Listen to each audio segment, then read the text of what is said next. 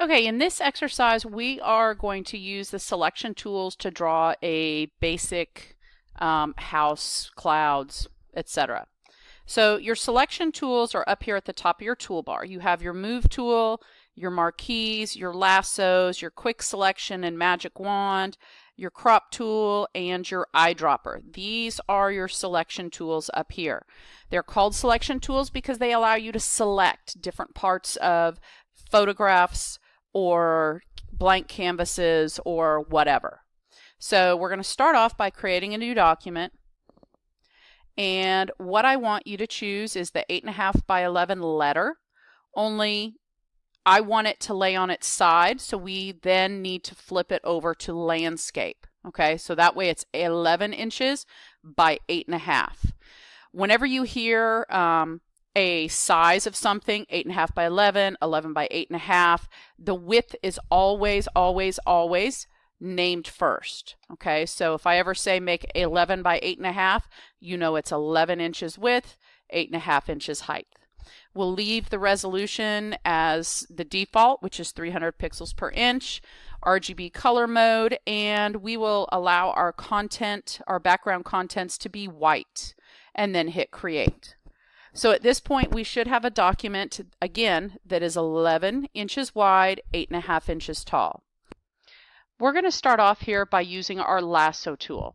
Remember that your tools have that little triangle that shows you that there are other tools docked with it. So just make sure you're aware of it. We are using the lasso tool.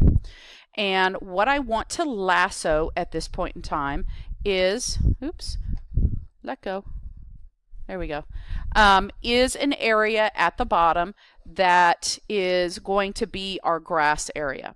Now, before I start doing making any selections, I'm going to go to the View menu, and I'm going to do rulers so that you can see your rulers. My rulers are already there. If you don't see your rulers, go to the View menu and check rulers. That way, you're going to know that you can see here it ends at 8.5.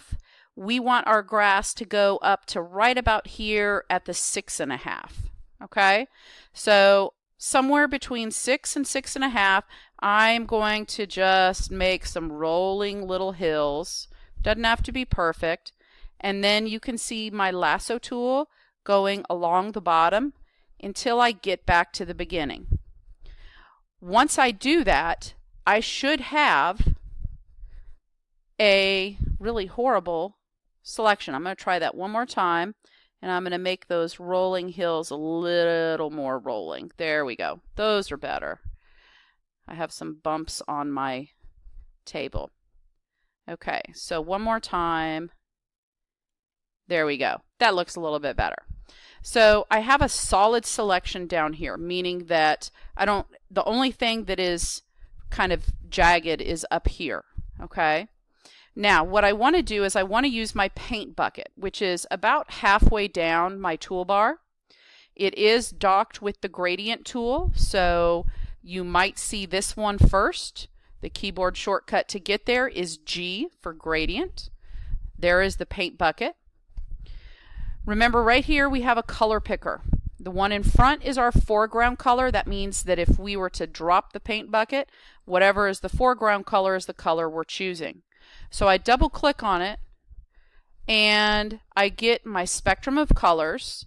I want it to find kind of a grassy color. So if I go here to my greens, I can go in here and I can find pretty much any tint, shade, intensity, or value of green that I want.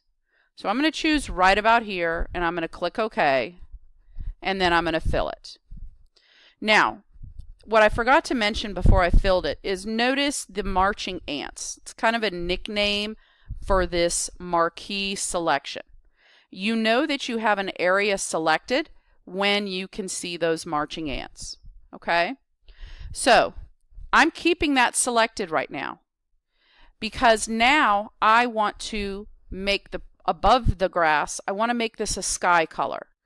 Now, you might be thinking, oh, well, that's going to be hard to make that same selection.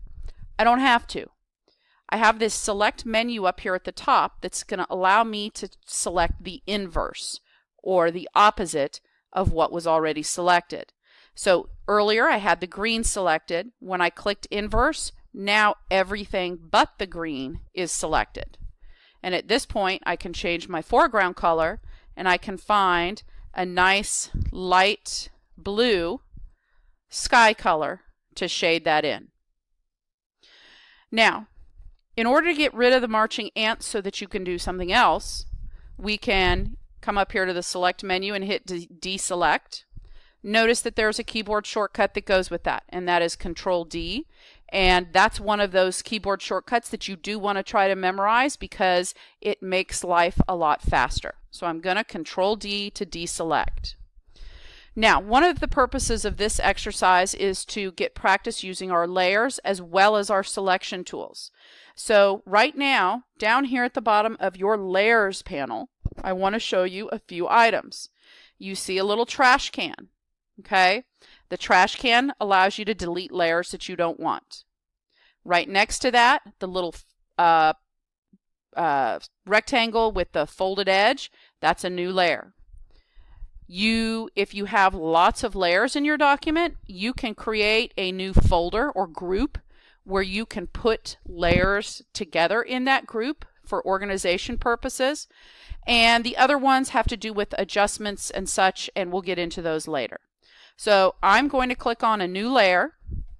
I want you to notice that the layer that we started on was background, and it has a lock on it. By default, background layers are locked. For this, I'm going to go ahead and keep it that way, and I'm going to keep it named background. But the new layer that I'm going to put in, I want this to be named house because I'm going to put a little house on it. And then you want to make sure that that layer is selected. I'm going to come up here and I'm going to find my rectangular marquee tool. Now, you remember I said that there were lots of options up here at the top depending on what tool you had selected. So up here with our selection tools, one of the things we have is the ability to make new selections, add to a selection, subtract from a selection, or intersect with a selection. The add to, if you hold down the shift key, it does the same thing. The subtract from, I think, is the control key. We'll get to that in a second. You also have the ability to make things feathered, and right now that should be set at 0 pixels. You have the ability to set something as a normal fixed ratio or a fixed size. We're going to make that normal. Okay? And all I want you to do is make sure, once again, you're on the house layer, and I want to draw a rectangle about yay big. Notice that it's overlapping the grass just a little bit. Doesn't have to be perfect, but right about there. And I'm going to let go of it. Then I'm going to use my rectangular marquee tool again because I want to cut out some windows. So, okay, I was wrong. It's actually the Alt key which subtracts from a selection. Notice how when I hold down Alt, it went to subtract. You can either use the keyboard shortcut or you can use this. Again, using the keyboard shortcuts do tend to make things go a little bit faster for you. But I'm going to make a couple of windows, and I'm going to do my best to try to space them out about evenly. With the marquee tool, it's not a precise thing. And then I am going to, down here at the bottom, kind of in the center, I'm going to make a door that I'm subtracting from. Now, let me point out that I am not letting my door hit the very bottom. It's going to have a little gap there. Notice that. Okay? All right. Now, I'm going to get my paint bucket, and I'm going to paint my house kind of a red brickish color. So I'm coming all the way up here to the top, and then I'm adding some shade, some black to my color to get like a maroon.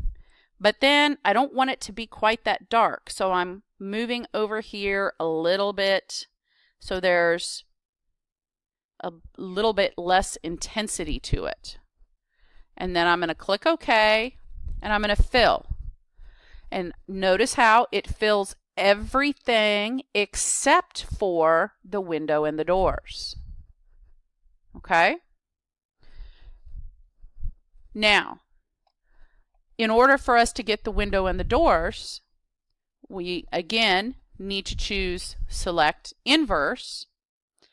And we're going to go ahead and make the doors and the windows black. So I am going to hit that little arrow to swap the foreground color.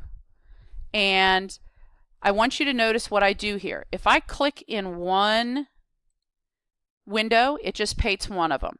Okay? But look up here in my options. If I uncheck contiguous, notice now, oops, it does the whole thing, which is not what I want. So I actually need to keep contiguous checked unless, yeah, I need to keep it checked. But I want you to see that because sometimes there's a better way than having to click this 3 times. Okay? So I'm going to deselect. Control D. I'm going to make a new layer.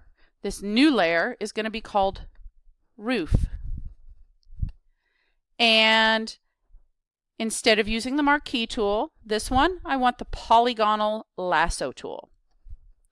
So the polygonal lasso tool allows us to kind of make free-form selections. However, it makes us, unlike the lasso tool where you just,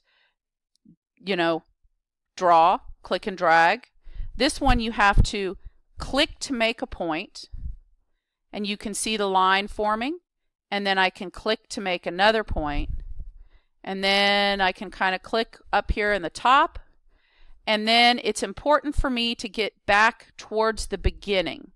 Okay, so you can see how the lasso tool kind of changes. Once I get towards the beginning, it gets that little circle there. That's basically meaning that we have a complete selection. It recognizes where we're ending. I am going to paint this almost the same color as the house. I want it to be a little bit darker. So I'm going to use my eyedropper tool right here. My eyedropper tool allows me to select a color. You can select a color from a photograph or from a color you already have. So I clicked here, notice the foreground color became that, and then I can drag it down and I can get a little bit different color that I can fill as the roof, and then I can deselect.